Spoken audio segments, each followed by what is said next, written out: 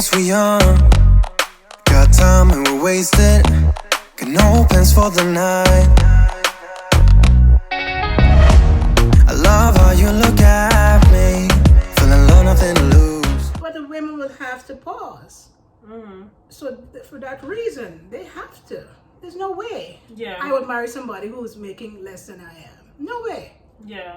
And I will not encourage my children to do that. Okay. What was it like raising the Jackman four? I have 3 sisters, so yeah. What was it like? It was so wonderful. I really enjoyed it. There were different stages when they were young, very busy, 4 girls. Not a challenge. I learned a lot from them. Never felt tired. Never felt tired? Not really. Not really. Of course, I had support. I lived in a home with my mom. Right. My siblings, but still my children. So they were always my responsibility along with my husband. So, but it was, I think my children kept me going. I learned a lot from them.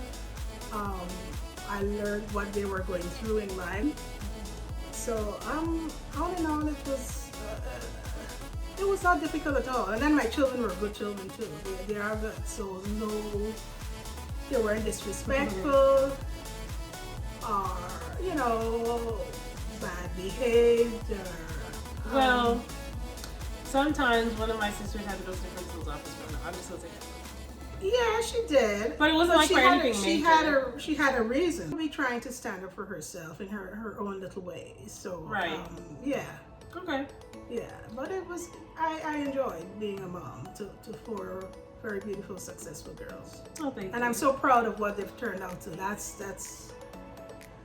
I'm so thrilled that I did a good job. You and Daddy did a great job. Pat myself on the Pat yourself on the back. That's right. Great job. Life in Guyana versus life in the United States. What do you say would be different, like the differences in culture?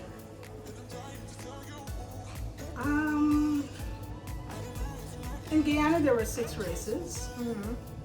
At the time that I was there, the president, we had black, white, Amerindians, Indians, Chinese, Portuguese. So there were 6 races in Guyana. So in terms of culture, it was kind of a mixture. We were coming up, we were taught to be respectful, respect your elders, respect your neighbors. Neighbors would see, if they saw that we were, doing something out of place, they would discipline us just like their own. Yeah.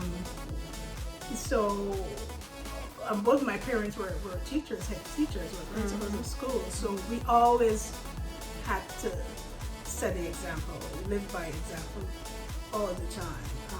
And you couldn't slip up, I guess. We couldn't slip up because people were always looking at us. Yeah. And saying if you're the principal's daughter or son, like you can't, if you slip up, you're going to be told on to your parents, right? Right. And so there were also classes in Guyana in terms of status too, like how you're expected to live as a young lady or a young man. Would you say that, because I've heard you mention like the races and like growing up in Guyana, right, and how it was people were telling you.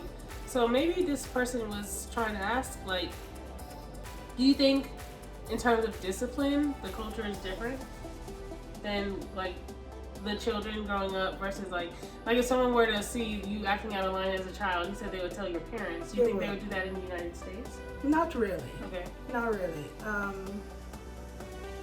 I know kids have so many rights that they really shouldn't have as children. They're still children. Right. They should still, we were brought up, children should be seen and not heard. So that's one thing. We were, we never said much, to adults.